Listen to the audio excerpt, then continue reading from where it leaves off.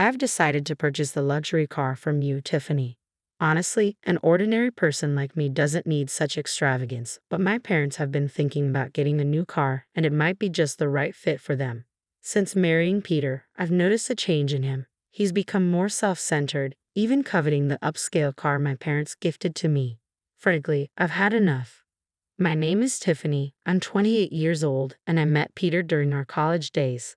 We've been married for 3 years now. Peter is the social butterfly, well liked by everyone, which is quite the opposite of me. I'm more introverted and have only a handful of close friends. Our relationship started unexpectedly. At first, we bonded over shared courses and study sessions. His interest in me caught me off guard, but when he asked me out, I was so overjoyed that I didn't hesitate to say yes. That was the beginning of our relationship. What drew me to Peter was his charm, his easygoing nature, and his dedication to his studies. He had plenty of friends, many of them attractive and stylish women, so it never felt like he'd struggle to find another girlfriend if he wanted to. In fact, I once asked him nervously if he truly thought I was the right one for him. His reaction was puzzling. He seemed surprised and asked why I'd even asked something like that. I confessed that I often felt insecure and just wanted to understand what made him choose me. After a moment of thought, he simply said that he felt comfortable with me. It wasn't the heartfelt response I had hoped for, and before I could say more, he grew distant, distracted by his phone. Not wanting to start an argument, I dropped the subject and apologized for bringing it up. But the doubts lingered. As time went on, our relationship moved forward smoothly. On the surface, at least. We graduated, got married, and settled into a condo. I found a stable job at a company while Peter continued his graduate studies and part-time work.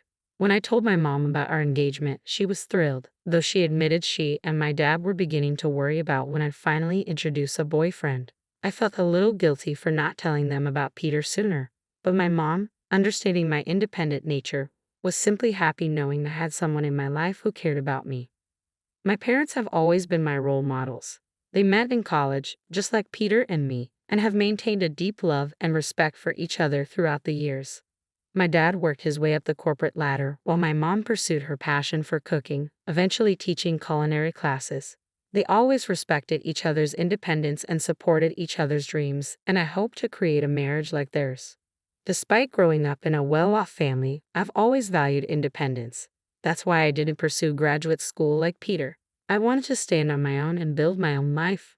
My dream has always been simple, to have a family like the one I grew up in, with a strong marriage and perhaps children someday. It may sound straightforward, but for someone like me, it's a significant goal.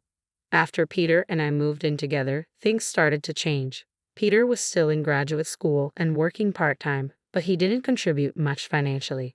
When I gently brought it up, suggesting it would help if he used more of his income for our expenses, he brushed it off, saying, "I do contribute, you know. Didn't you say you'd take care of the living expenses when we moved in together, Tiffany?" His words made me uneasy. Peter had always dreamed of becoming a professor, and that's why he was so focused on his graduate studies. But while he chased his ambitions, I was left feeling like I was carrying most of the financial burden alone. I had reassured Peter not to worry about finances, given my stable job, but when he shot back at me, I could only mumble a weak agreement, unsure of how to respond. Peter let out a heavy sigh. "You wouldn't understand, Tiffany. Being a graduate student is expensive." He paused before adding, "Besides, socializing is part of it too." Then, as if it were an afterthought, he said, "Oh, and I need $1,000 for a research trip. Can you lend it to me? I'll pay you back later." Requests like these became more frequent, and the strain on our relationship grew. He started spending more nights away, leaving me alone with cold, untouched meals and unanswered phone calls. When he finally returned, often in good spirits, I found myself too forgiving. Out of the blue, he'd suggest, "Hey Tiffany, remember you wanted to go somewhere? I have tomorrow off. Let's go." Or he'd compliment my cooking, making me feel momentarily appreciated. Every time Peter showed kindness, I caught glimpses of the happy marriage I longed for. It made me hesitate to confront the deeper issues, even though, deep down, I knew something was wrong. I felt increasingly lonely and anxious, trapped in a cycle of brief moments of joy followed by prolonged periods of solitude. I found myself unable to share these struggles with anyone, especially my parents, who were genuinely thrilled about our marriage.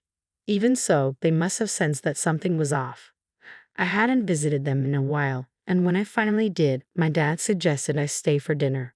My mom prepared an elaborate meal to welcome me, and during the meal, my dad mentioned that Aunt Lori had recently visited. She wanted to see me, he said, describing her as spontaneous, ambitious, and fiercely independent, the same traits that had always defined her. I'll reach out to her soon, thanks, Dad, I replied, appreciating their subtle way of encouraging me to reconnect with family. As my dad reminisced about how much Aunt Lori cared for me, he smiled, recalling how she'd playfully teased that Peter had stolen me away, even though she had never intended to marry herself.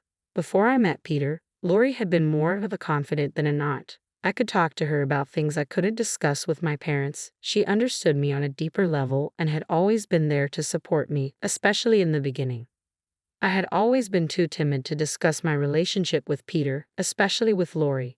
But now I felt eager to reconnect. A few days after visiting my parents, I met Lori at a cafe. She was as stylish as ever. As she looked over my outfit, she offered gentle advice. You know, Tiffany, marriage is just the beginning of a lifelong journey for a woman. You should always feel confident and attractive, no matter what. Your clothes can make a big difference, so don't forget to take care of yourself. With a graceful smile, she took a sip of her tea. Realizing how much I had neglected my own interests, I apologized for not keeping in touch. Lori chuckled and said, "That's so typical of you, Tiffany. It's good to be honest and serious, but being too timid often comes from a lack of experience." Still, I was thrilled when I heard you found someone special. I thought, finally, Tiffany is taking a step forward. It had been ages since I spent time with someone on a day off, and the weather was perfect, making our outing even more refreshing. We settled on the terrace, basking in the warm sunlight. In that tranquil moment, I felt comfortable enough to share my concerns with Lori. At first, I had believed that even someone as reserved as I could make a relationship work with Peter. But lately, doubts had been creeping in. Lori listened attentively, nodding empathetically without interrupting. When I finished, she asked softly, "I suppose you haven't mentioned any of this to your parents, have you, Tiffany?" "No," I admitted. "I even hesitated to tell you today. I didn't want to reveal my vulnerabilities to anyone. I thought I should be able to handle this on my own to prove that I can be truly independent. If Mom and Dad found out, they'd probably want me to move back home right away. I want to try and handle this by myself as much as I can." Lori respected my decision, not pushing the matter further. But she gently assured me, "If you ever need help, let me know first. If my dear Tiffany asks, I'll be there for you, no matter where I am." A month later, my mom called me casually. "When you have time, could you come over? It's nothing urgent." Since I had the next day off, I decided to visit my parents. As I pulled up to my parents' house, I noticed a new car parked in the driveway.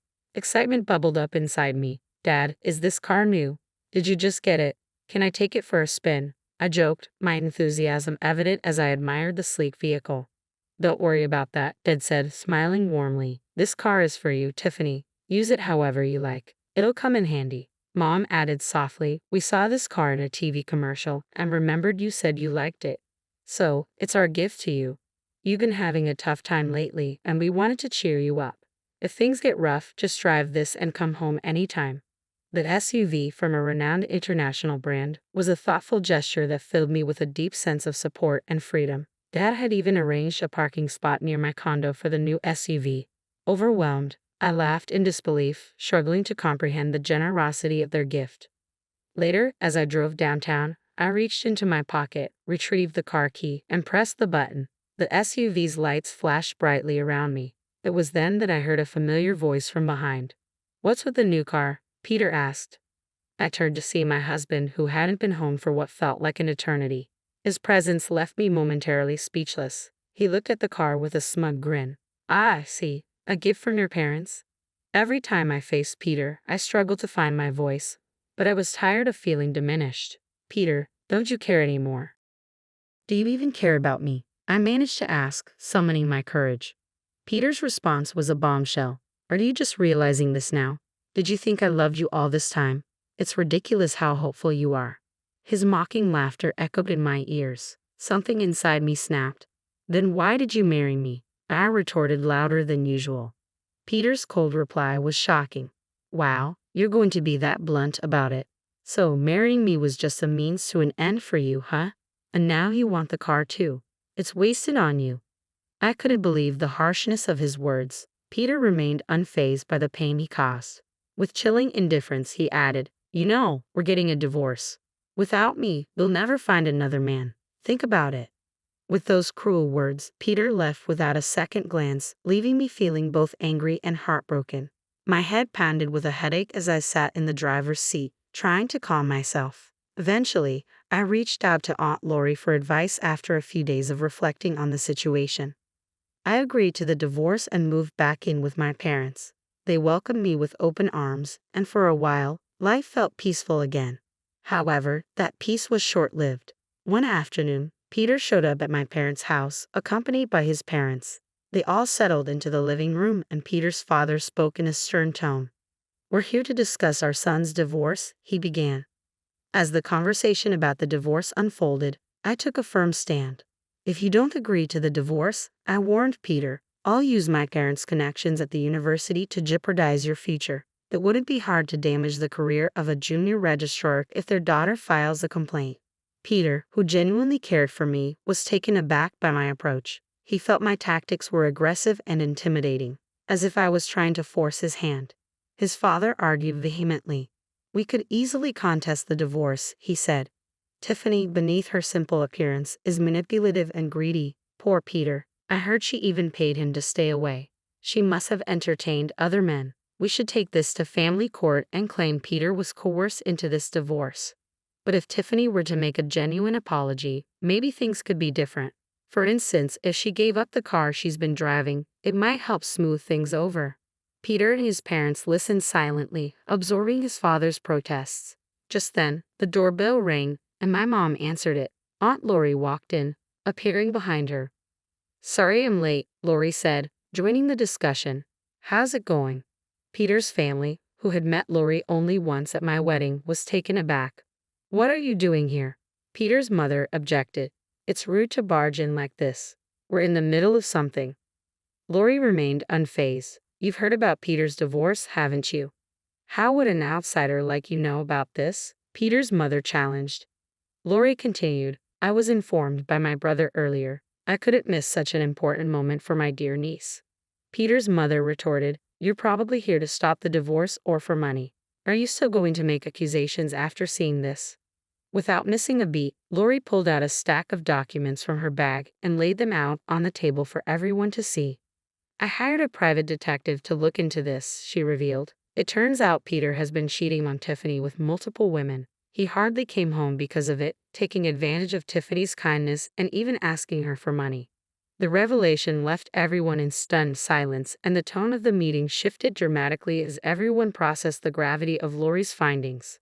I was deeply immersed in my university research, so when I did make it home, we spent time together sharing meals and going on trips. To the outside world, we appeared like any other married couple. "Say something, Tiffany," Peter pleaded, his voice tinged with desperation. "You don't need to defend yourself," his father quickly reassured him. "We'll handle this. It's not your fault." "That's right," Peter's mother added. "These documents from who knows where surely fabricated. Our Peter would never engage in such acts. He's a kind, outstanding son." "Kind to his parents, maybe," Aunt Lori interjected sharply. "But it seems his kindness doesn't extend beyond that."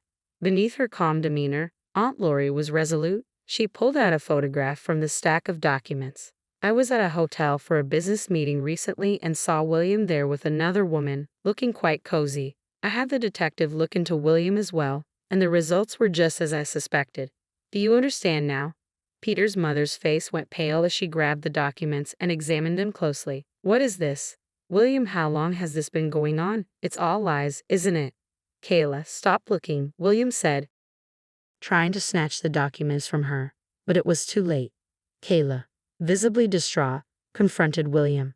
"You've been cheating on me. The car you wanted so badly was for her, wasn't it?"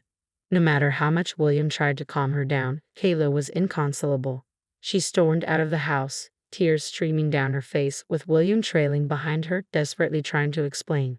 In the ensuing chaos, Peter blurted out, "Hey, wait. What about me?" He followed them out, equally confused. The rest of us were left in stunned silence, but Aunt Lori wore a satisfied smile, giving me a knowing wink. It was clear she had anticipated the dramatic turn of events and the revelations that needed to come to light. After the tumultuous events, Aunt Lori shared with me that Peter's parents had eventually divorced. "You won't fall for such a terrible man again," she assured me. "Let's make you even more attractive. I'll teach you everything about grooming and self-care." Despite her busy schedule, Aunt Lori frequently visited, taking me out for meals and shopping trips. During this time, I absorbed a great deal from her, gaining a new perspective on self-care and confidence. A year after the divorce, I made a pivotal decision to attend graduate school. I dedicated myself to my studies and personal development, a period of transformation for me. One day, while at a street intersection, I heard someone call my name. Turning around, I found Peter standing there. "It's been a while. You've changed a lot," he remarked with a hint of surprise in his tone. I barely recognized him at first. To Peter, the woman he once knew as his plain ex-wife had evolved into someone stunningly beautiful and confident. Meanwhile, Peter's life had taken a downturn. Following his parents' public divorce scandal, he had dropped out of graduate school. With his parents, William and Kayla, cutting off financial support due to the chaos he had caused, Peter struggled to pay for tuition and living expenses. The carefree life he once enjoyed was a distant memory. The women who had once shown interest in him had drifted away, and his former glory had vanished almost overnight. As Peter was about to suggest catching up, a man approached us. "Sorry for the wait. Are you a friend of Tiffany's?" he asked. It was Kevin, the man I had recently started seeing. Kevin's arrival was perfectly timed, underscoring the new chapter of my life that Peter was no longer a part of. Nearby, a group of women couldn't help but admire Kevin. "Wow, that guy is handsome. Is he a model?" they commented.